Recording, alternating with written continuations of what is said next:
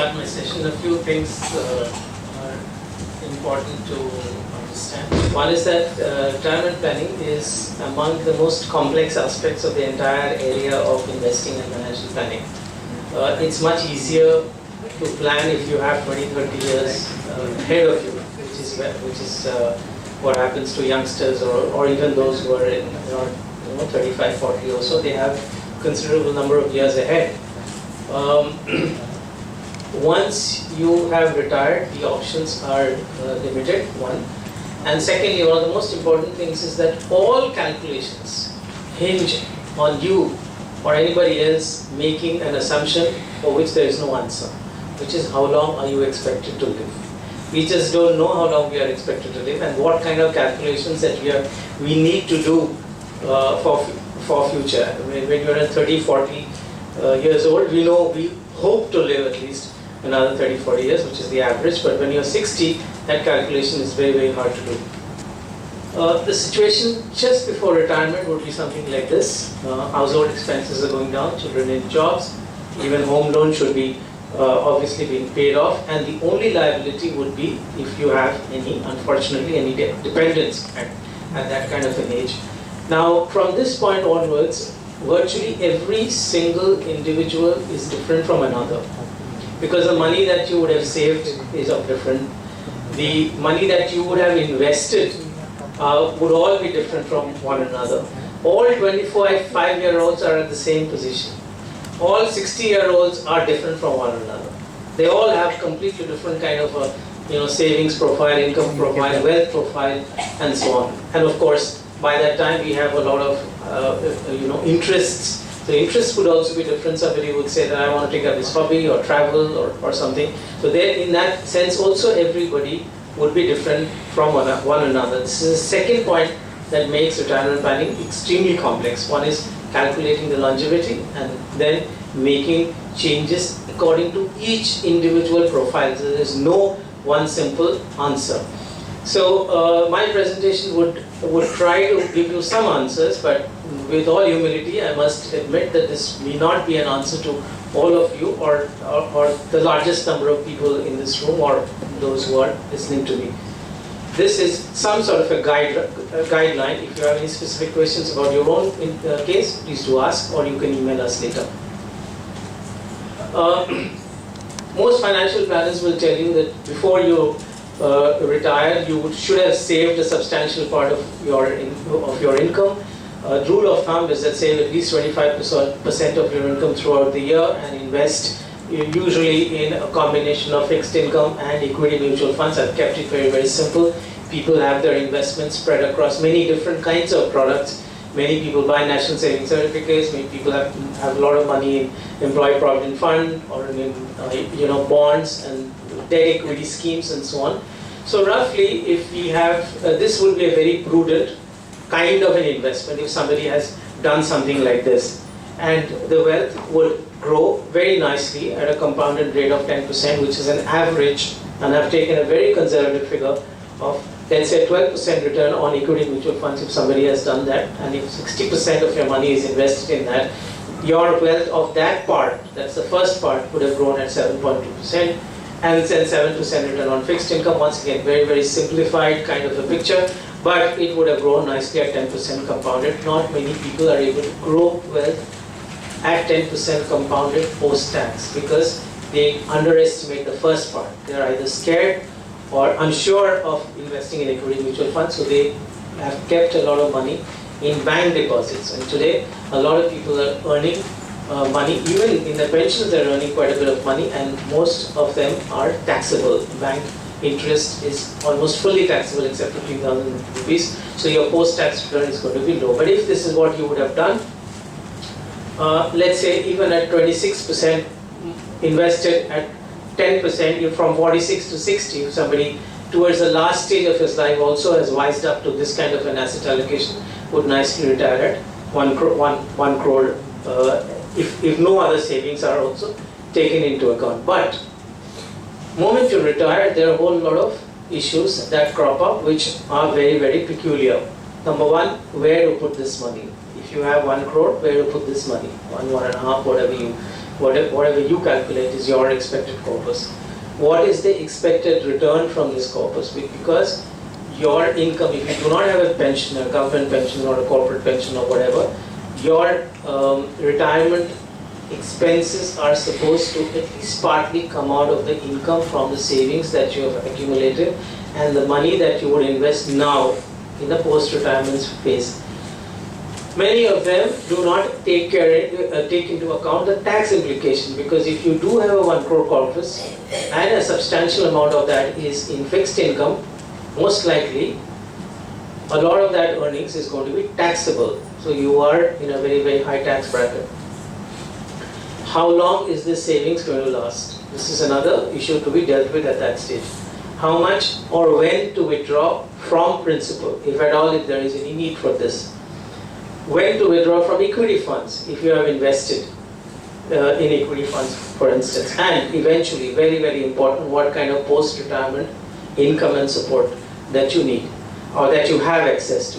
Now, if you look at this, everybody's situation would be all different, and it would be very, very difficult to juggle with this to come up with one solution that can fit everybody. You have to look for a solution that suits us. Before we do any of these things, we must be aware of the fact of what is called the silent killer, and that is inflation.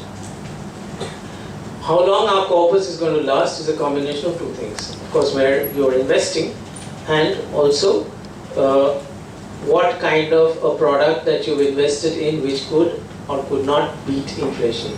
For instance, if somebody is retired with a corpus of let's say 1.5 crore and has invested almost entirely in let's say fixed income, okay? And even I'm assuming that this is a 9% fixed income without any ups and downs, no kind of tension, and this is post-tax, so all the best kind of assumptions I've made, which are all very unrealistic. And if your inflation is about 9%, I'm sorry, I made a mistake, income 9% in the pre-tax level, and so your income post-tax is about 6%, and assume that your inflation is 9%. Now why have I assumed 9%? The government is after all declaring inflation to be 6% or 5.5, but we all know that figure is not actually true. We know when we go out and buy anything, we know that inflation of almost everything except large-scale manufactured products, something like a car or a motorcycle or television, all right? Except these kind of products, inflation of everything, including services, is growing pretty fast. Even our daily supplies, our cost of daily supplies are going very, very fast. Any kind of services, according to our estimate, the cost is growing at 10% plus. Okay, healthcare expenses are growing at 10% plus. So if you have a situation like this, where you are starting with a monthly household expenses of 50,000 rupees per month, around year 20, at an inflation of 9% or so, you have actually run out of money. Okay, and while your cost, as you can see, is relentlessly going up, expenses are going to eat up into your cost. Again, this situation is not going to be applicable to you. I said may or may not be applicable to you. All of our situations are different, but this just to illustrate the fact that if we put a large amount of money for a long period in a fixed income product, which is the income of which is taxable and does not beat inflation, you are going to get less and less out of it, and it's going to be a difficult situation. People look for safety at the post-retirement stage, and it's very, very important, obviously, to be safe. Why would you want to, put money in anything that is unsafe? But the question is, what is safe and what is unsafe cannot be judged by how these products do over a short period of time. You have to take into account the behavior of these products over a long period of time. And one of the key things to remember, as I mentioned in the previous slide, is that whether these products are safe or not also have to be measured not by whether they go up and down and inflict losses on you, which is one criteria of lack of safety or being risky, but also whether they are able to beat inflation. This is very important. Now, if you see if you ask anybody what is safe post-retirement products, these are the ones that will immediately come to your mind. Which one is immediate annuities? This is nothing other than you have, let's say, 1 crore rupees, a life insurance agent comes and he says, I want an annuity, you give 1 crore to LIC and you get a monthly check. Absolutely safe. Nothing is going to happen to your 1 crore. But the annuity that you're going to get is not going to be more than 4%. Alright?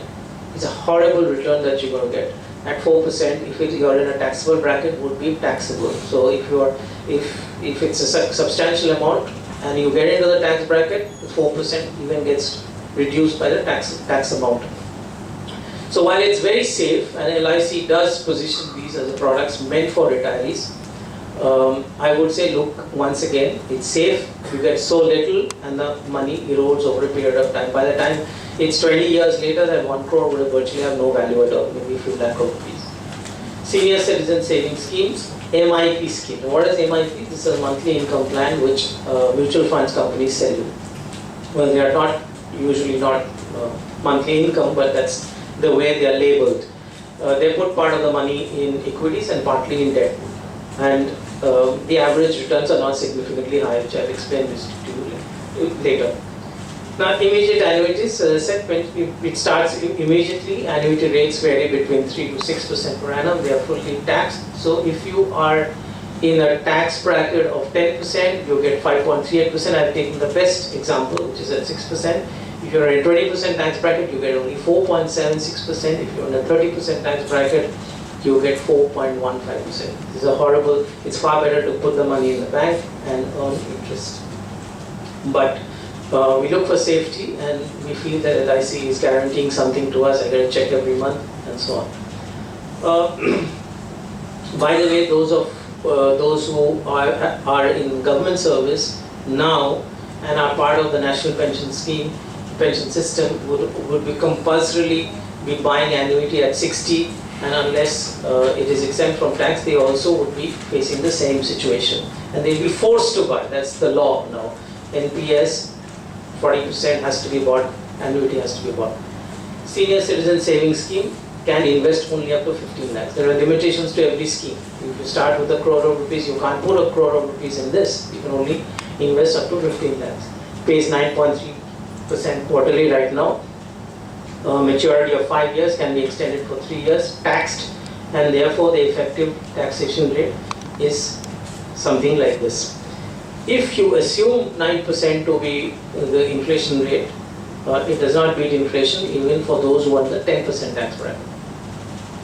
Monthly income plan, as I mentioned, sold by mutual funds. Usually 85% of your money is invested in short-term debt, so the fluctuation is virtually negligible unless there's some earthquake happens in the financial market.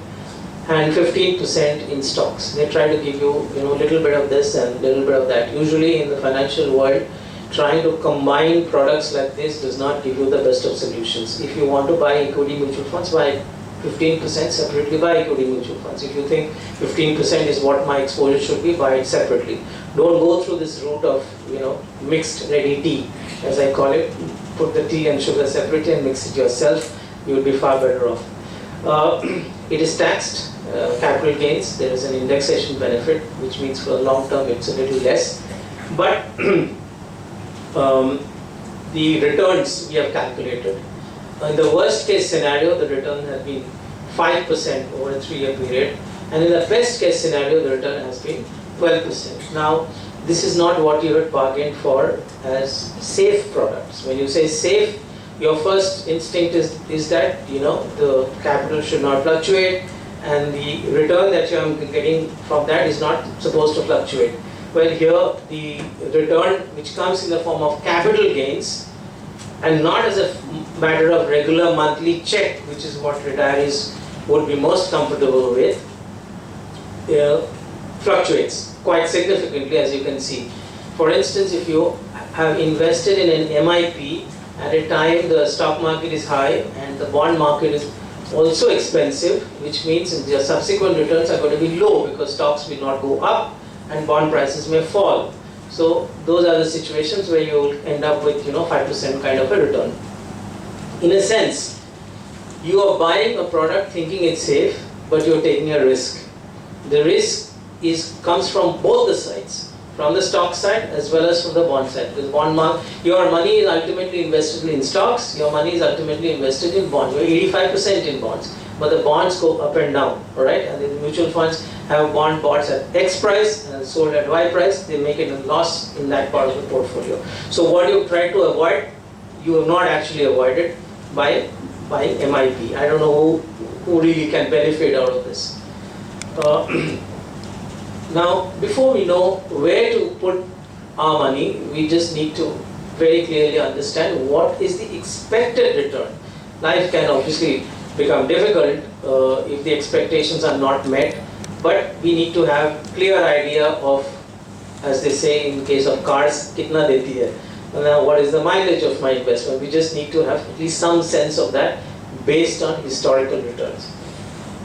Good equity mutual funds over a long term, and which is, we define long term as nothing less than 7 years. Especially now when I'm standing here and talking, the market especially is not cheap. As it certainly has to be more than 7 years. 7 to 10 years is our idea of long term.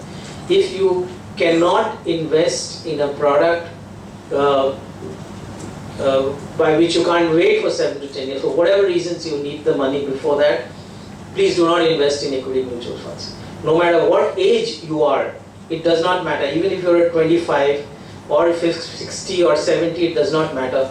If you cannot stand the fluctuations of the equity market, one, and you tend to look at it and say whether it's gone up or down, and two, if you need the money for whatever reason before 7 years or 10 years, this is not the product for anybody. It is just the nature of the product. It is going to disappoint you, and if it disappoints you, maybe at 25, you're not going to touch it for the next 25, 30 years of your life, and therefore you're going to miss out the good part of it.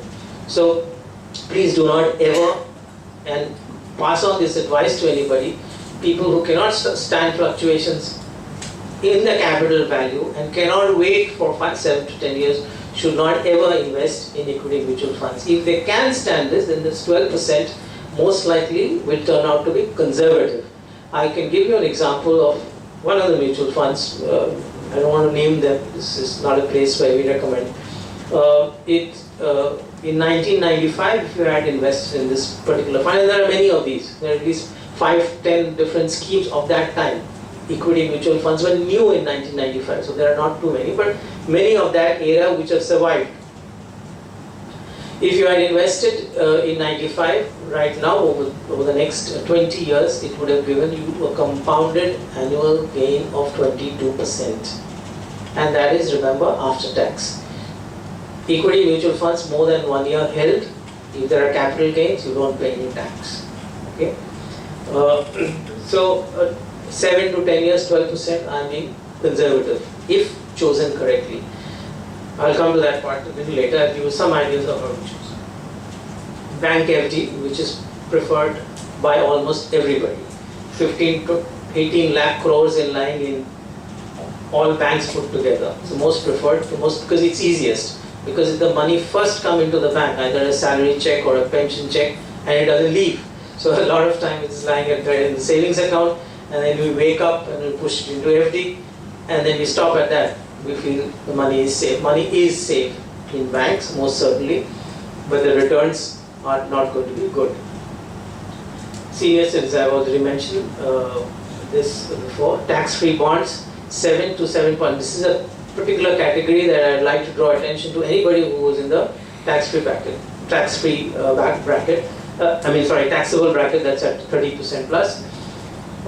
Tax-free bonds are available to be bought from National Stock Exchange through a stockbroker.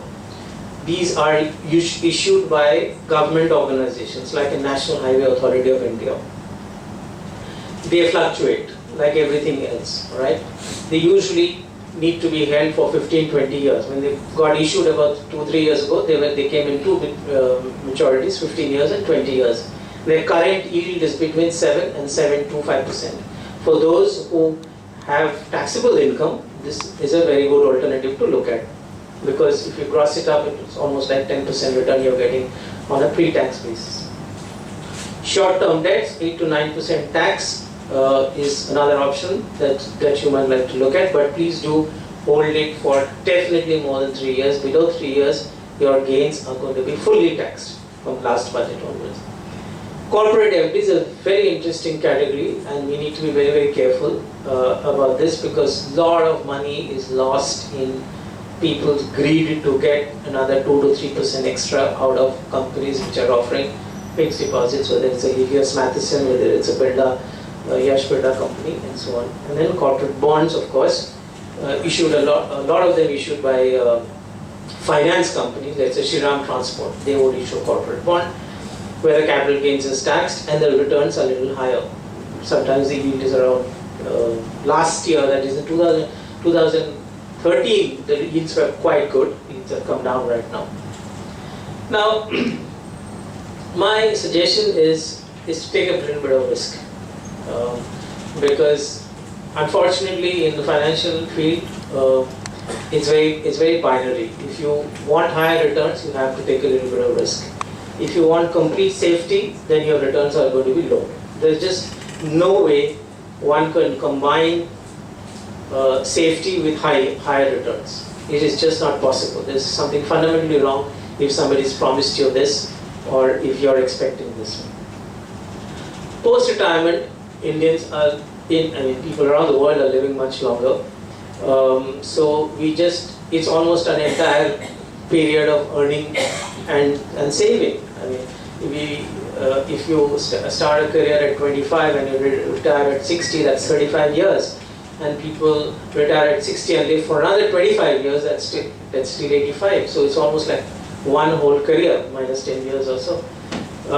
Make a choice between going for 100% safety and taking a little bit of risk and growth. In fact, as I mentioned, you have absolutely no choice unless you have lots of money and you don't care. No choice but to assume some risk thanks to inflation, and this inflation, the real inflation that's going to affect us, is not going to go down. In fact, according to me, we are in the best period where even the official inflation is down, but now next time both are going to go up. Even the official and the unofficial inflation, both are going to pinch us a lot, because the economic system is not moving towards higher productivity, which alone can reduce prices and lead us to lower inflation situation. You have to move from bank FDs. Assume most of the money is invested in bank FDs for two reasons. It's taxed and it does not beat inflation, as I mentioned earlier. Now, if you let's say I have investing, I'm just giving a simple example of 25 lakhs. You may have much more money, but you decide to experiment with 25 lakhs at a retirement.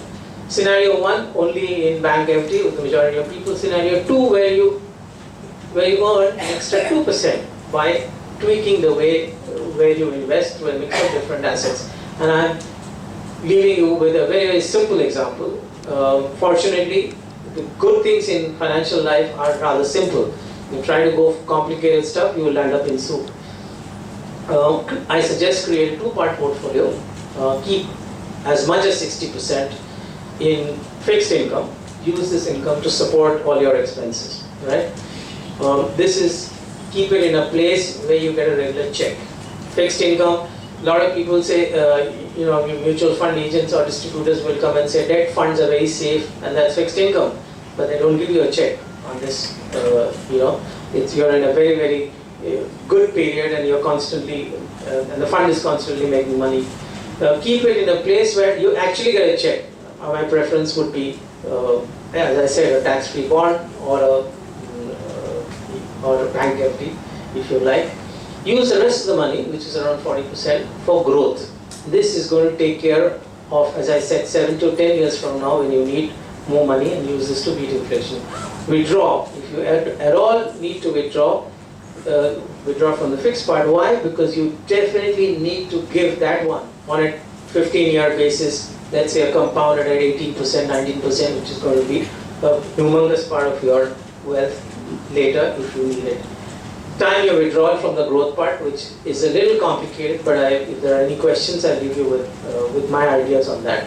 Now, if you invest in this manner, 25 lakhs, if you just put it in a bank FD earning 6.3, why 6.3? I assume 9% and I assume 30% tax on it.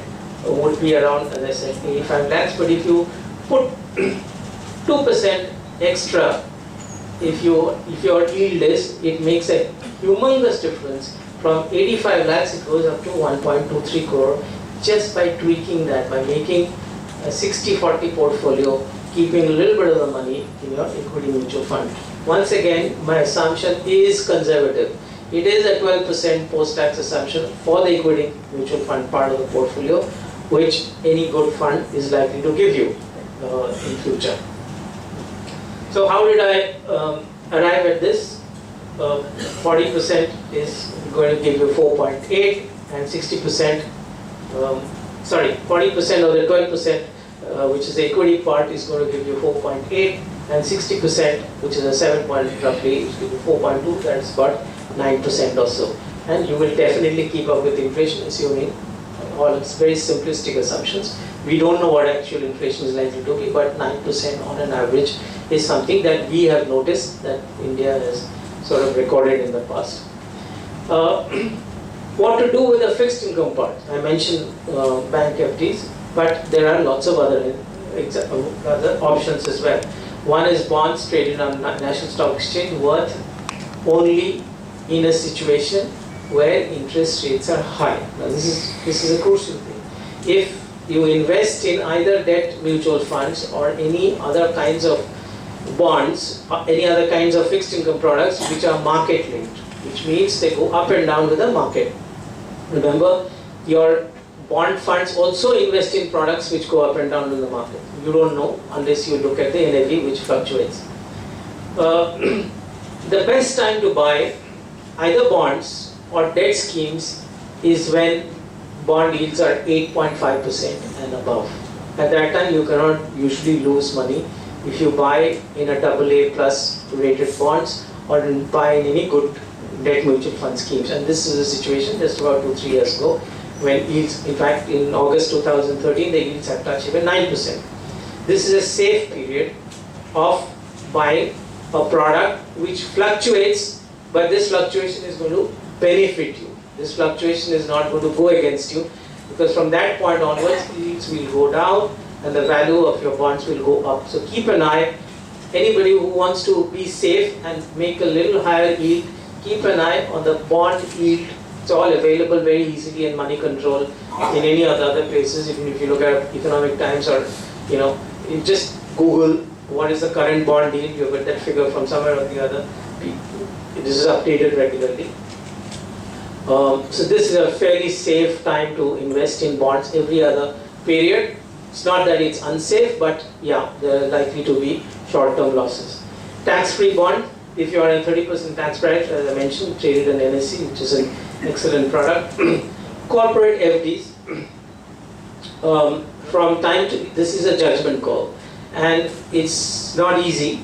I don't think, if you have any doubts in your mind, if you are familiar with the corporate sector, if you have worked in the corporate sector, if you have some idea about the management, the quality of management, etc., then you may want to take a call. Yeah, I've heard of this, I know about this, they're not going to run away, it's a solid company, they are rated as well. You can take a chance. If you know nothing about it, please stay away from corporate FD, because your eye will be focused only on the interest rate that they are offering, whereas and at that stage the mind stops thinking. The higher the yield, the greater is our interest, the greater is our sense of attraction towards it, and the worse is the quality of the paper. Companies that cannot raise money in other means offer you higher rate for you to attract your money. So usually inversely proportional. Higher the interest rate, lower the quality of the paper. But there is some midway. In fact, sometime in 2008, even the Tatas were issuing FDs at a very high rate because they needed the money. I find a very interesting category of companies. These are usually state government undertakings. Now, let me spend a little bit of time on this. There's a company like, let's say, Kerala Transport Development Corporation. This is a Kerala government company. Because the government finances are not good, the rating companies don't rate these fixed deposits or the bonds issued by these organizations very highly. They usually are rated low. because they are rated low, they are forced to offer a higher rate of interest. But is this company going to go bankrupt? Most unlikely. Any state government company going bankrupt and not returning fixed depositors' money in this country is most unlikely. This is my view. And for instance, they were some time ago, they were off. Now, even now, they're offering FDs at 9.75% or close to 10% or so. So this is a category where your capital is safe, and because of the problems of the state government finances, they are forced to offer you a higher yield. You may want to find out about this. Again, all these are available on the net today. You may like to see.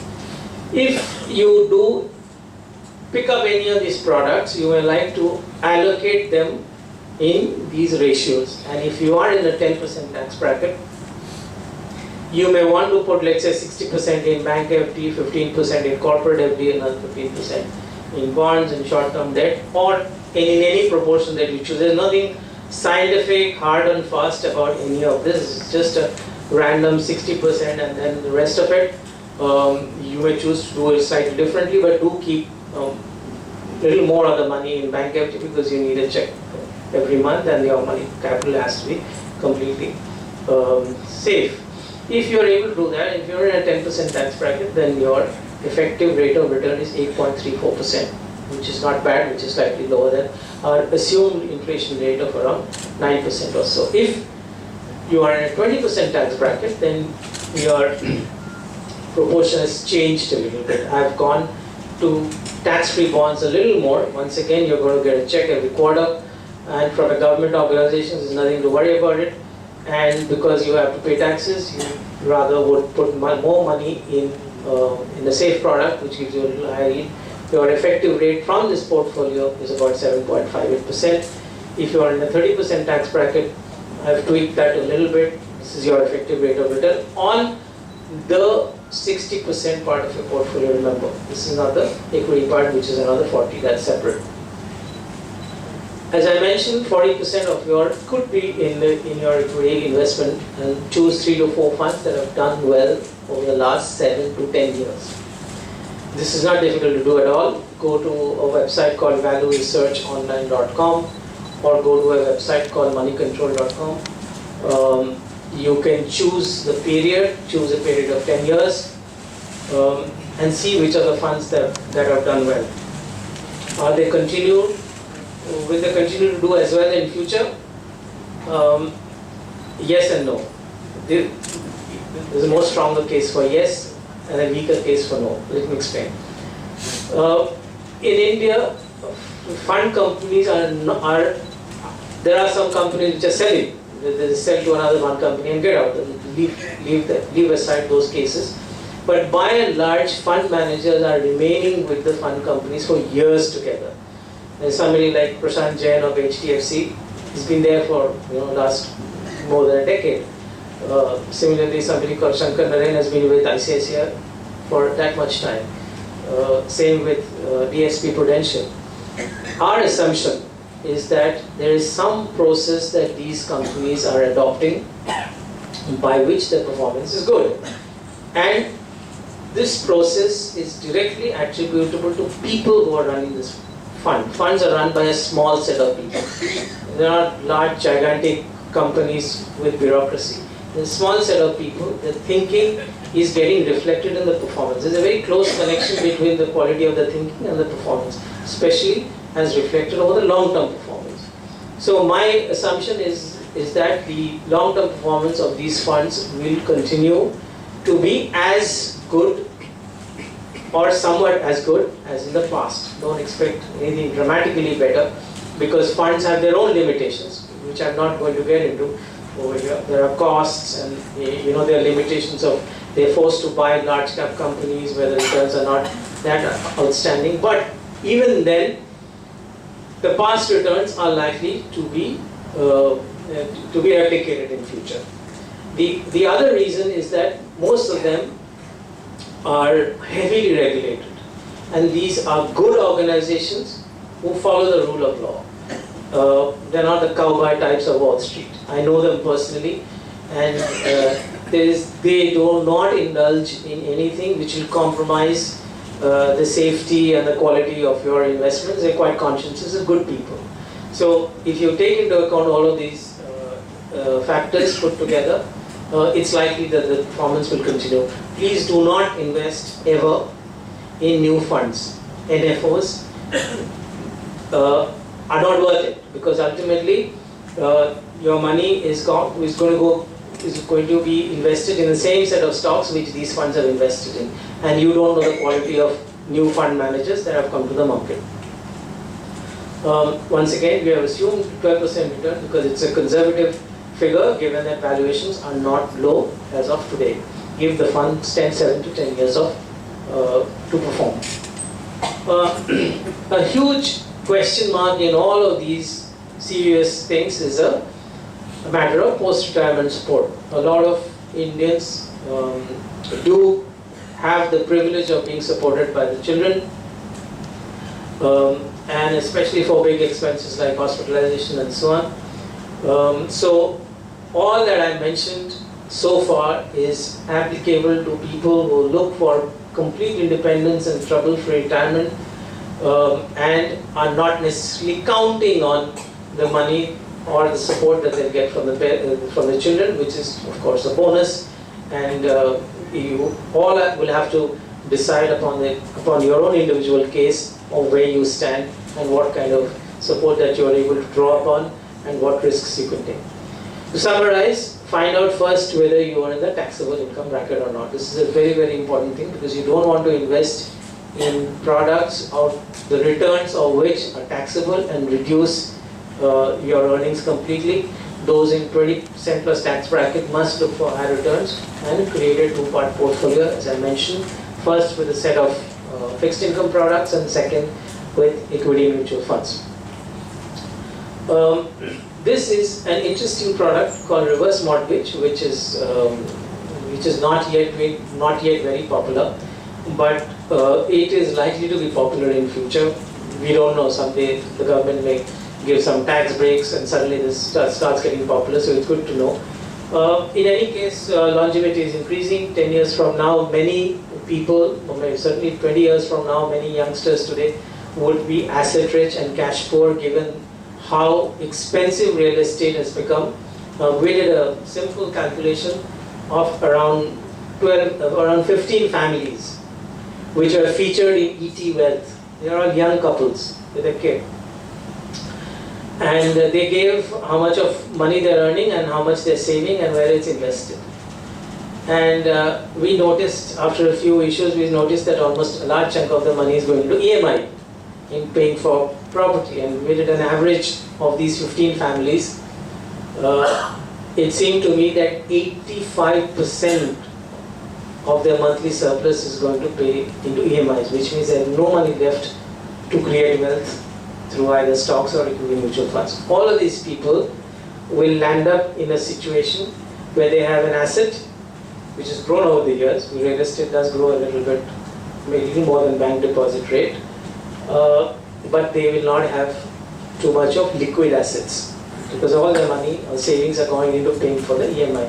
For them, at some stage, reverse mortgage might be a useful idea. How does it work? I'm talking about what is called RMLEA, which is reverse mortgage against for you to get an annuity. All right. This is a new idea which came about 4-5 years ago and pioneered by National Housing Bank. The two banks currently which are offering this, one is Union Bank of India and one is Central Bank. What happens is that you mortgage the house to a bank or a housing finance company. Conceptually, no housing finance company is doing it, only two banks are doing it. The housing finance company then passes it on to a life insurance company. Why? Because the banks have no way of estimating how long you're going to live. It's a life insurance company's expertise to assess that based on what they call their longevity tables. So the life insurance company is effectively giving you an annuity through the bank. Okay, there are two parties involved in this.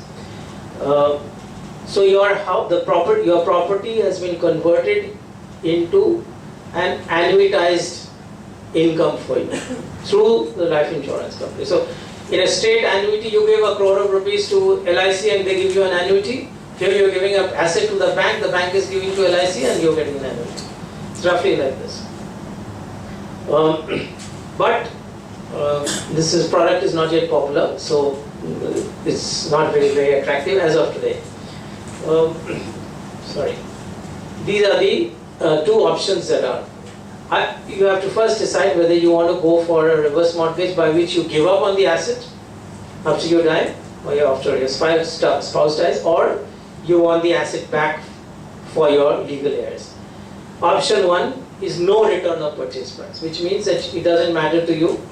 The asset can be with the bank and you are only interested in the payments, and after that it doesn't matter. Those who are childless couples, or they can think of that. Second one is return of the purchase price, which means I want the asset back provided the bank is paid off the loan. During the lifetime of the borrower, that is the asset owner, you will get lifetime annuity plus bonus. It's a classic insurance company payment. And you get the same in that. On borrower's death, annuity payment will stop. In the second case, annuity payment ceases and the purchase price is returned, that is in this case the asset. Joint borrowers apply suitable for singles, however both can obtain separate life annuities, that is suitable for couples. On death of primary borrower, co-borrower automatically becomes eligible for annuity. Prepayment of loan is possible without prepayment levy, annuity will continue to float in the borrower's demise. Possible without prepayment, annuity will continue. Now, servicing fees are, as you can see, expensive, 1.5% of the principal, and that is 1% of the principal. Till about 3 years ago, this annuity was taxed like any other annuity.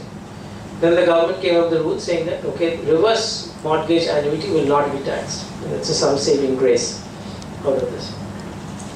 To give you some calculations of what you can get.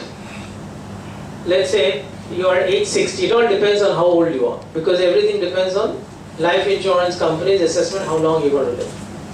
So if you are 60 years, and let's say the property value is 50 lakhs, LTV is loan to value, you're eligible to get, on paper, you're eligible to get 60% of that, that is 30 lakhs, there's a margin. Okay.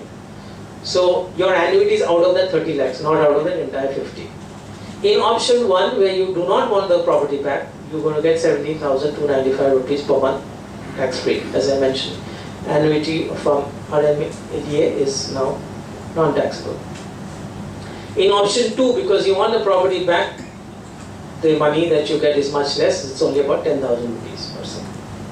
As you can see, as you grow older, you're going to get more money, because at 80, there is hardly any risk for them to do this, and they're going to get the property back fairly quickly and fairly easily. Right?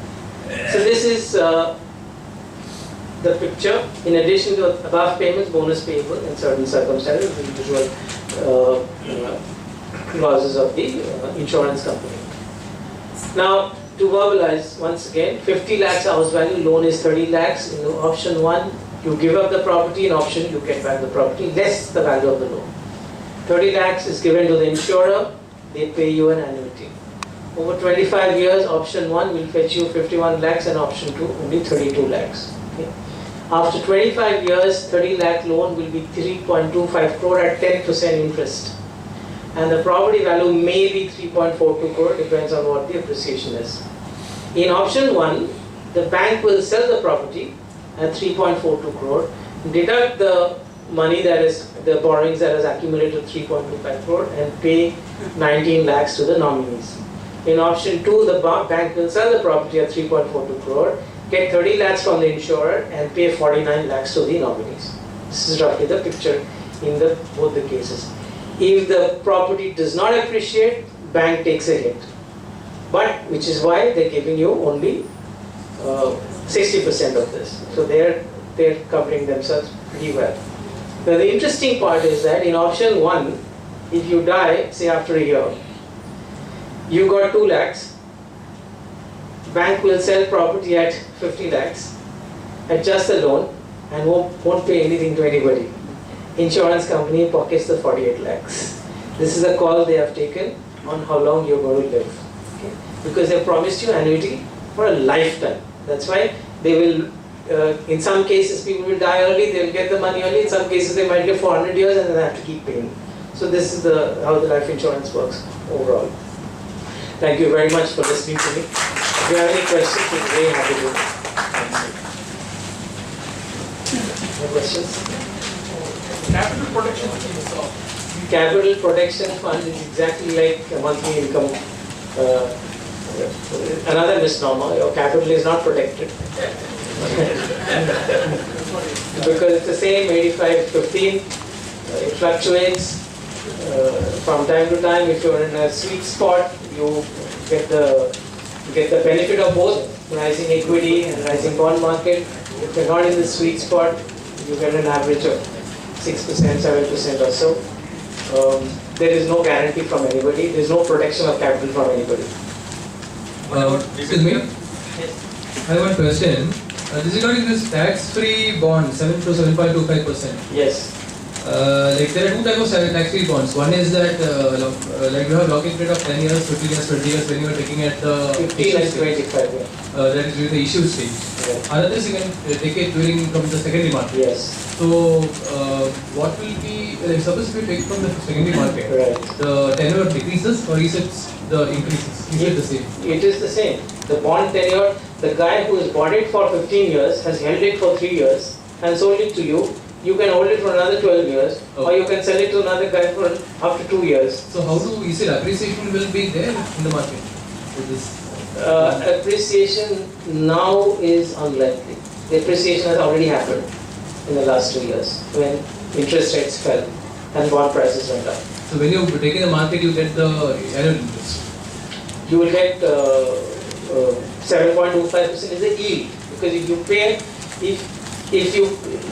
if the original yield, how it's calculated is like this. If the original yield was, let's say, 8% and it was priced at 100, now what has happened is it's become 105 or 110. So it's still 8%, but on 105. So your actual rate of return is lower. That's the interest part. And if you buy now and interest rates fall even further, that 105 will become 107 or 110 or 115. But that is unlikely.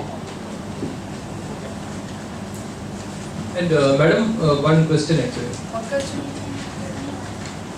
This is regarding this, like as you said about the safety of the banks.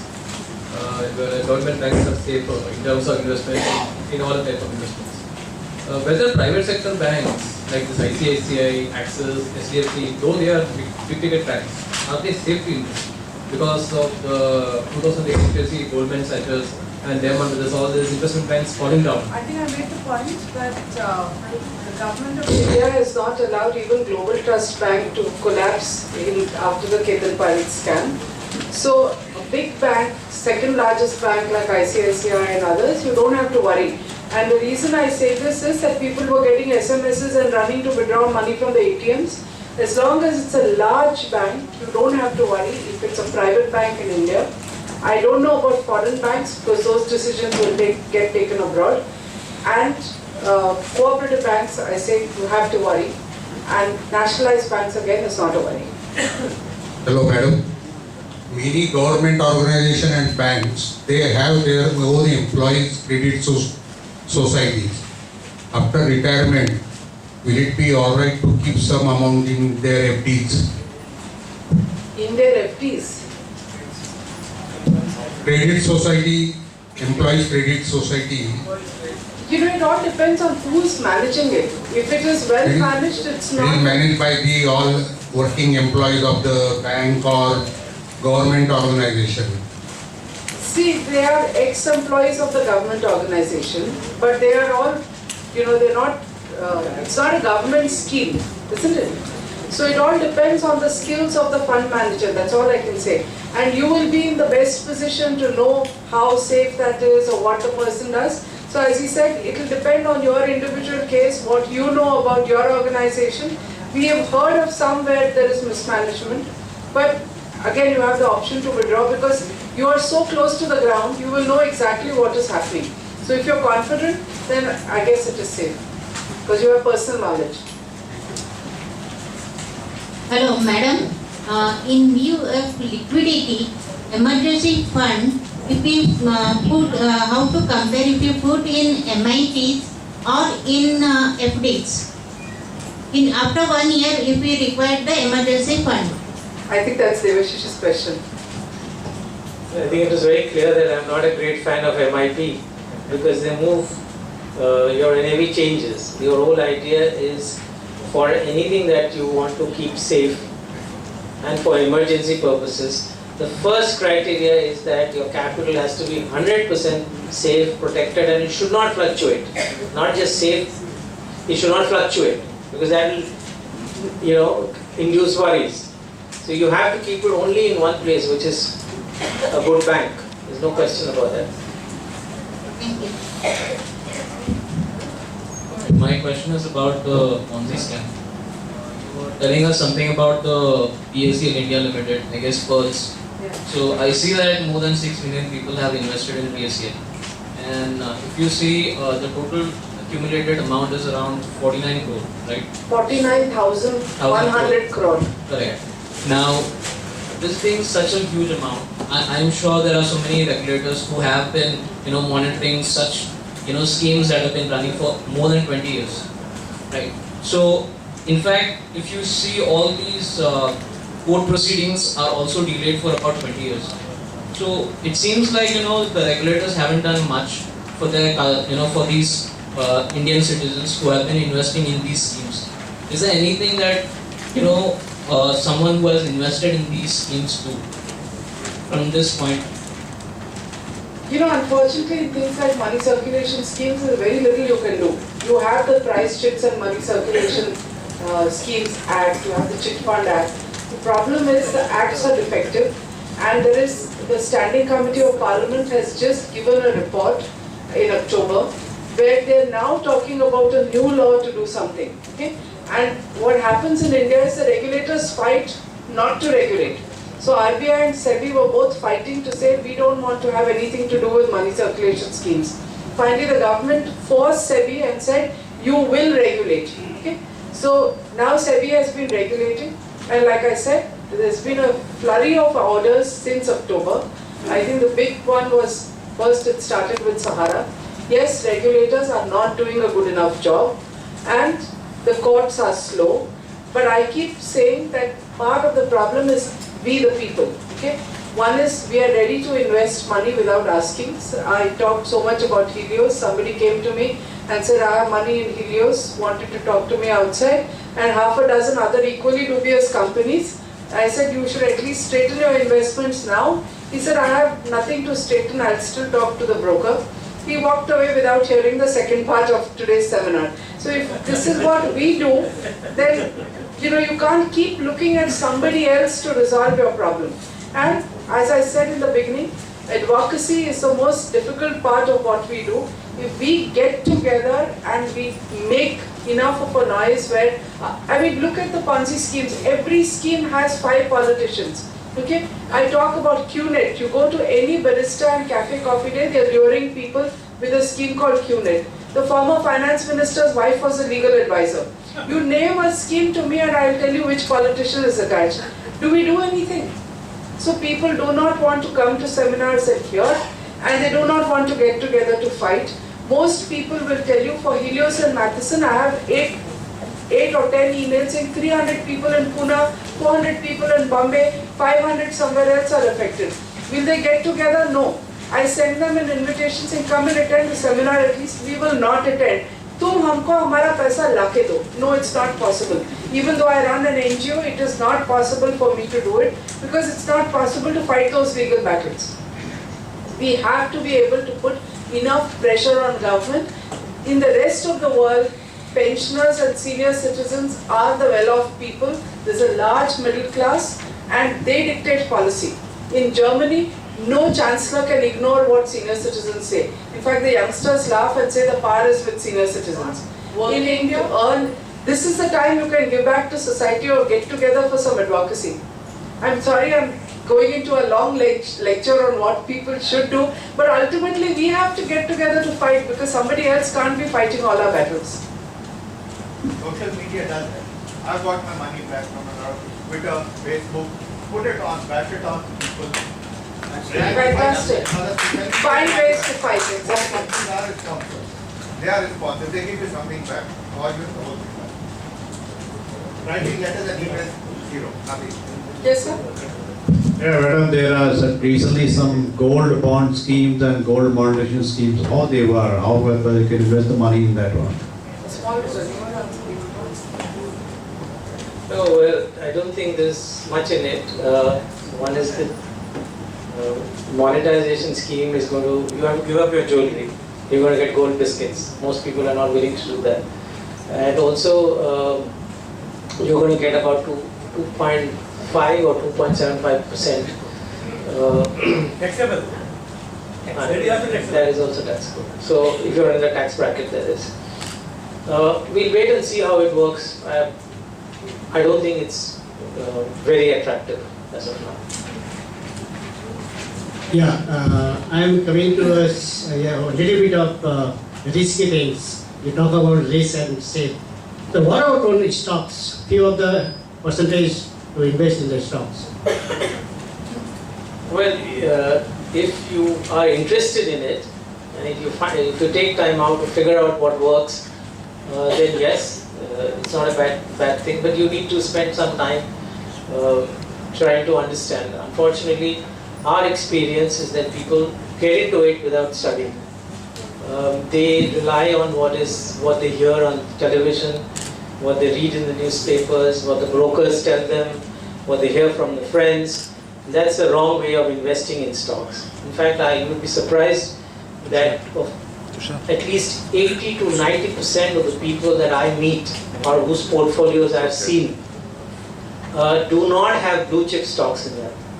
It's a very, very commonsensical thing to say that, oh, Colgate has been around for 30, 40, 50 years and it's a great company, there's no debt, let me put money in Colgate. Right? I'm saying it's a very common sense thing to say, but they don't do it. They'll go and put money in for a variety of stories. They might say that, transportation business is going to boom, so I'll put money in Transport Corporation of India or Gati. So it's human mind to fall for some of these things. If you train your mind to stay away from this and learn the basics, it's rather simple and it's fairly easy. But you have to do it yourself. Don't listen to anybody. Thank you.